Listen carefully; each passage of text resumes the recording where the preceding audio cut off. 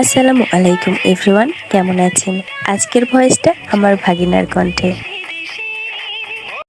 Hello everyone, আশা করি ভালো আছি। ওয়েলকাম টু শামিউন নাইমার ব্লগ। আমি বাইরে অনেক মজা করেছি, অনেক ঘুরেছি, খেলেছি বোতলে, আর হলো পাথর মারা বোতল এখানে রেখেছি সিধা হয়ে, আর পাথর মারছি দূর থেকে। আসসালামু আলাইকুম এভরিওয়ান, কেমন আছেন? আশা করি ভালো আছেন। ভিডিওতে যাকে দেখতে পাচ্ছেন এটা আমার দুষ্ট ভাগিনা। সারাদিন এত বক বক করে এত জ্বালায়, আর ক্যামেরা ধরলে ওর কি হয় বুঝে না, এত লজ্জা পায়। ও অনেকদিন থেকেই বলছিল আমি যখন যে কোনো ভিডিওতে ভয়েস দিই ও বলে মনি আমি ভয়েস দেব। তো আজ ফাইনালি ওকে বললাম আচ্ছা আজকে তুমি ভয়েস দাও। তো আজকে আমার ছোট্ট ভাগিনার কথাগুলো কেমন লাগলো অবশ্যই কিন্তু কমেন্ট বক্সে জানাবেন।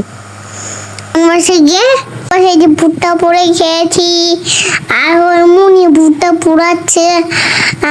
আমাদেরকে সবাই একটা একটা করে মুনি ভুট্টা দিয়েছে, পিচ্ছি পিচ্ছি বাচ্চাদেরকে, আর আমাকেও দিয়েছে। আর হলো এতই গরম আমি হাতে নিচে, আর হলো মুনি হাতে দিছি, আর হলো অনেক মজা করছি আমরা ভুট্টা পেয়ে।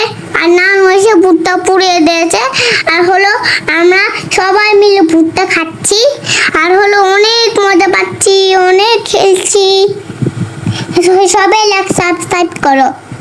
আমি হলাম মুনির সাথে যে আম কুড়াই আর ভুট্টা খাই, মুনির সাথে নৌকাতে ঘুরতে যাই, আর অনেক মজা পাই।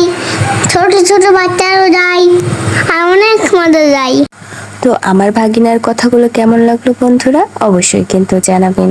তো এই ভিডিওটা যখন ভুট্টার মৌসুম ছিল সেই সময় ভিডিও করেছিলাম। তো আজকে ভাবলাম একটু ভয়েস দিয়ে নিই। তো আমার ভাগিনা ভয়েস দিতে খুব আগ্রহী ছিল, এই জন্য বললাম আচ্ছা আব্বু তুমি ভয়েস দাও। আমরা সবাই মিলে অনেক আনন্দের সাথে ভুট্টাগুলো পুড়ালাম, আর সবাইকে এক এক করে ভুট্টাগুলো দিচ্ছিলাম। এই যে আমার ভাগে এতটুকু ভুট্টার দানা আমি পেয়েছি, আলহামদুলিল্লাহ এতগুলো দর্শকের মাঝে আমি এতটুকু পেয়েছি। তো এখান থেকে ওদেরকে দিচ্ছিলাম, ওরা অনেক ঝগড়া করছিল আপু আমার কম হয়েছে, তো আমার কাছ থেকে ওদেরকে দিয়ে দিলাম।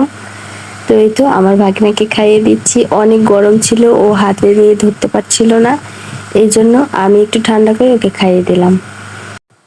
ভুট্টা পোড়াচ্ছিলাম আর সেই ছোটবেলার কথা মনে পড়ে গেল।